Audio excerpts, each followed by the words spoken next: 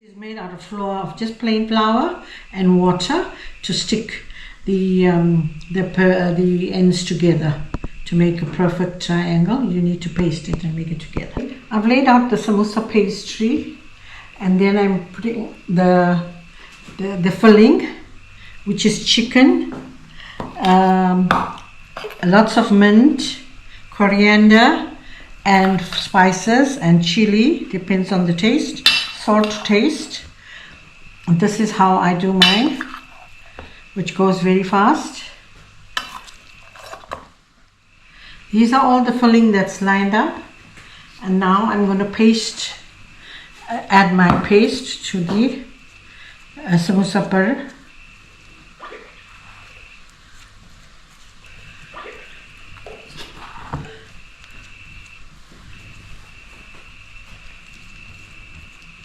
Get them into triangles.